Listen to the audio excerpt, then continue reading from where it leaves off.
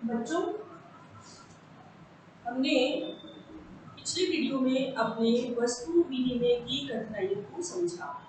वस्तु विनिमय की कठिनाइयाँ, जिन कठिनाइयों के कारण मुद्रा का इन्वेंशन हुआ या सिक्कों की जो प्रणाली है वो चली, किस प्रकार से हमने पिछले वीडियो में बताया या पिछले टॉपिक में आपको समझाया था कि मुद्रा का प्रादुर्भाव क्या था कि इसके अंतर्गत हमें राजा महाराजाओं का इतिहास रहा।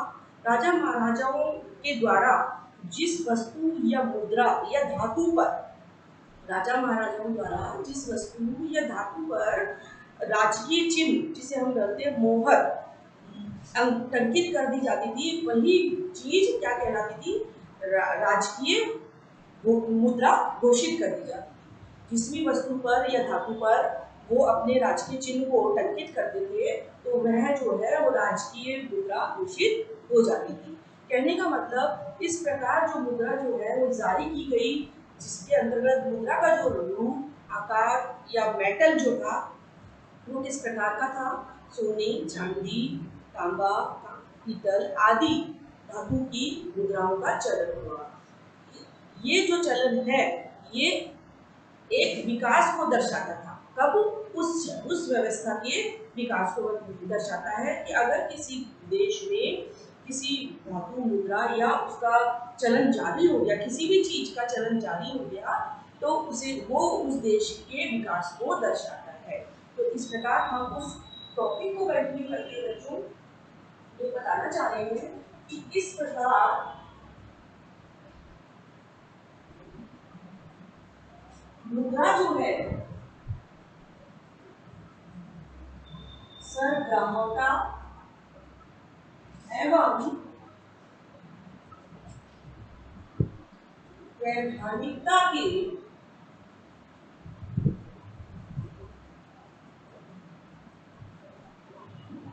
गुणों के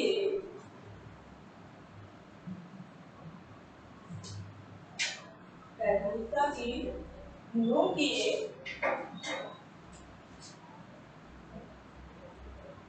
विनिमय के रूप में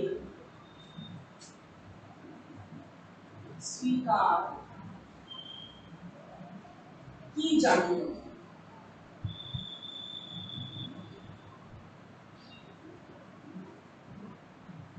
कहने का मतलब मुद्रा का प्रादुर्भाव कि जब मुद्रा जारी की गई तो मुद्रा जो है, सबसे इंपॉर्टेंट चीज है कि मुद्रा जो है वो सर्वग्राहता हमने बताया था।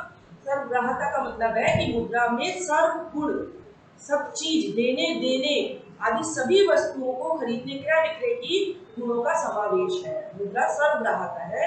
और एवं वैधानिकता, इस प्रकार हमने अभी बताया कि जो राजा महाराजा थे अपनी मोहर को टंकित कर देते थे किसी वस्तु या किसी धातु को, तो वो राजकीय मुद्रा घोषित हो जाती थी। उसी इस चीज को वैधानिकता के गुण में बोलते हैं कि लीगली कोई चीज को मान्यता मिल जाना वैधानिकता का गुण कहलाता है। तो वैधानिकता के गुणों पर इस प्रकार जो मुद्रा जारी की गई या मुद्रा का जो रूप है वो इस प्रकार ये मुद्रा इस रूप में हमारे सामने है। ये रूप कौन सा था? सोना, चांदी, तांबा, कांस्य आदि की ये धातु की बनी हुई। ठीक है, अब हम जा रहे हैं अपने किस प्रकार मुद्रा का अर्थ या मुद्रा सिक्कों के चलन के अंतर्गत तो चालू हो गई इस प्रणाली में, लेकिन सही मायने में मुद्रा क्या है हम बोल सकते हैं। प्रश्न आ जाता है बच्चों, मुद्रा का अर्थ एवं परिभाषा समझाते हुए इसके कार्यों का वर्णन कीजिए। हम सबसे पहले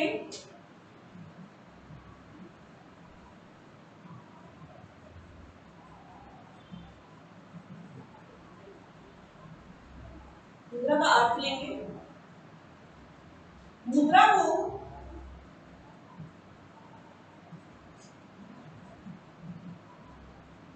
अंग्रेजी शब्द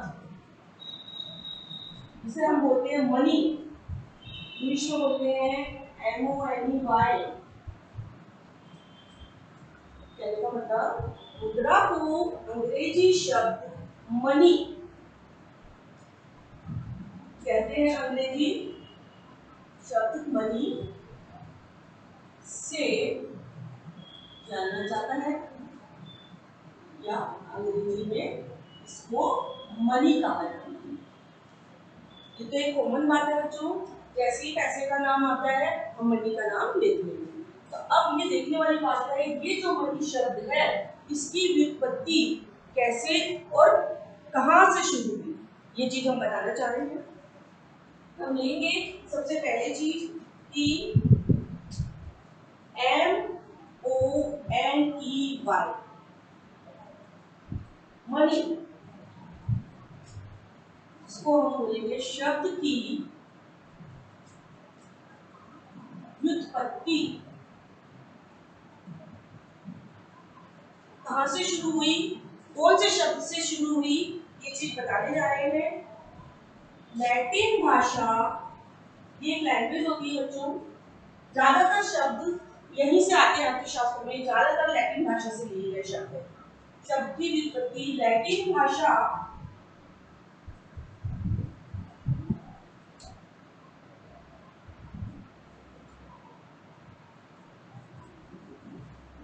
MONEY मनी, मनी शब्द की व्युत्पत्ति लैटिन भाषा, एक लैंग्वेज जिसमें मोनेटा एक वर्ड है,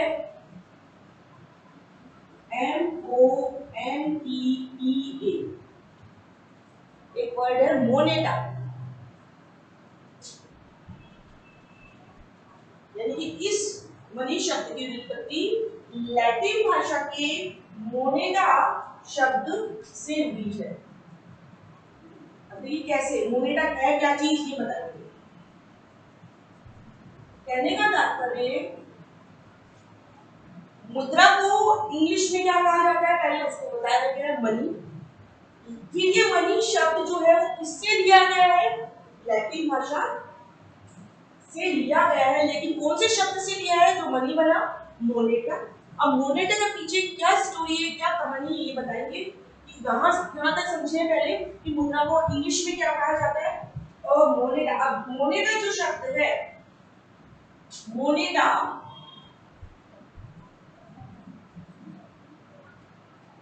देवी जूनो, कि नाम आपको ऐसा लगेगा देवी जूनो, ये एक मंदिर का नाम है, रोम कंट्री में एक मंदिर है, उसका नाम है, उससे लिया गया देवी जूनो, जिसे बोला जाता है गॉडेस जूनो। कहने का मतलब 3 स्टेप देखिए, हम मुद्रा का 3 स्टेप में समझेंगे कि मुद्रा को अंग्रेजी शब्द में क्या कहा जाता है, मनी। मनी पहला वर्ड है। अब ये मनी शब्द की व्युत्पत्ति कहां से हुई, लैटिन भाषा मोनेटा से हुई, और मोनेटा देवी जूनो, जिसे हम बोलते हैं गॉडेस जूनो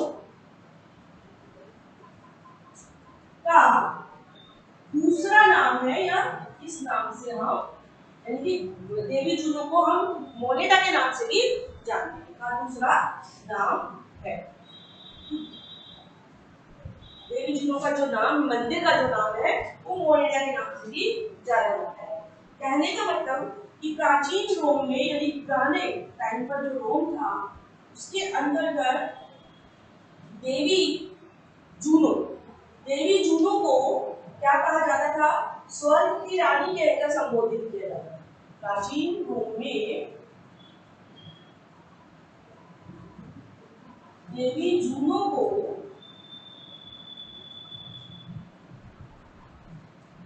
स्वर्ग की रानी,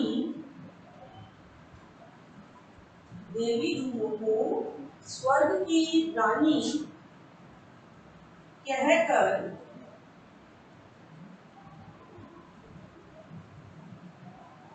संबोधित किया जाता था।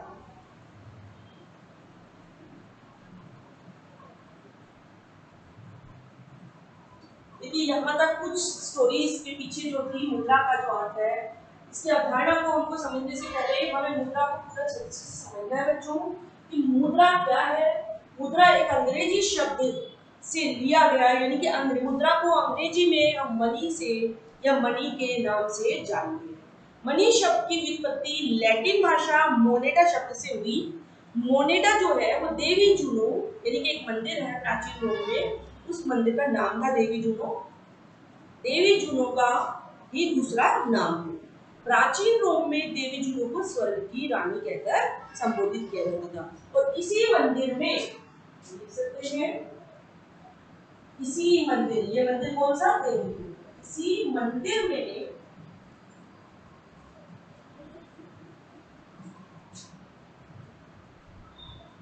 सिक्कों को या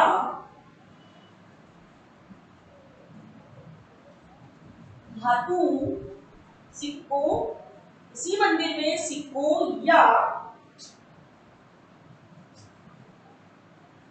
धातु मुद्रा बनाई जाती थी।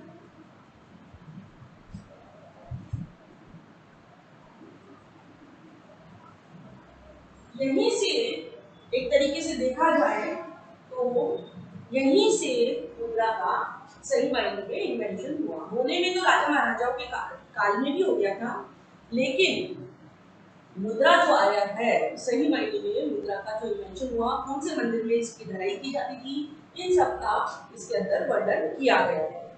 हम मुद्रा का अर्थ पढ़ते हैं बच्चों, जिसके अंतर्गत विभिन्न अर्थशास्त्रियों ने भिन्न भिन्न परिभाषाएं दी। अब हम इसको इसकी परिभाषा से इसका अर्थ समझेंगे।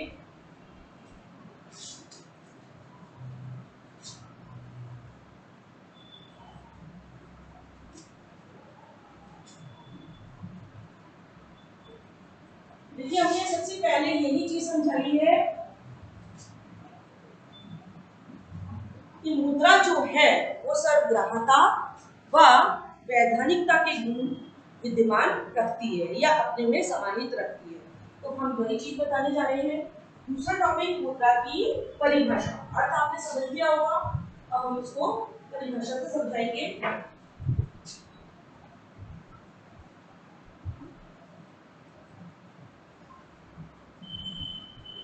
परिभाषाएं देने से पहले अलग अलग अर्थशास्त्रियों ने अलग अलग मुद्रा के अर्थ की या मुद्रा से संबंधित परिभाषाओं का वर्णन किया है।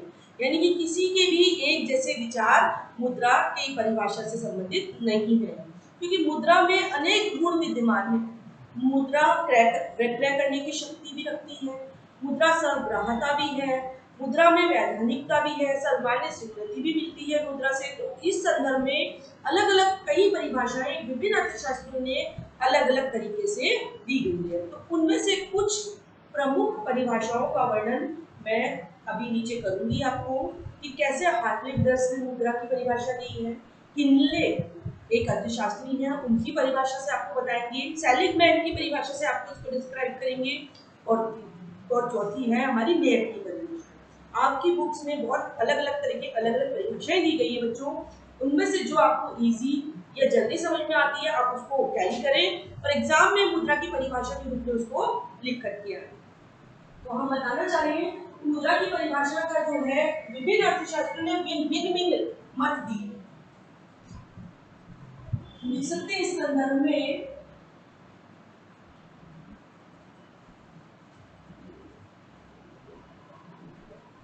विभिन्न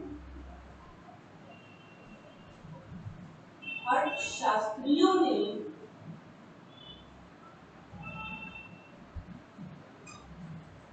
इस संदर्भ में मुद्रा के अर्थ से संबंधित या मुद्रा की परिभाषा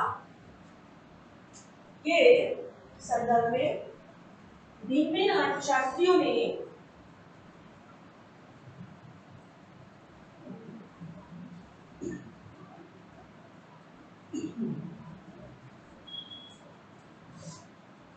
मुद्रा की परिभाषा भिन्न भिन्न दी है।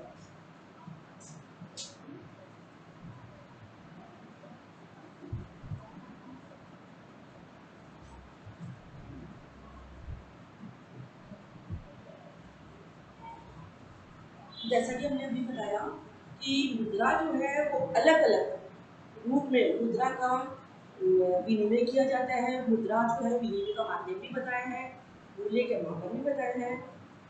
तो कई सारी परिभाषाएं इसमें दी गई हैं।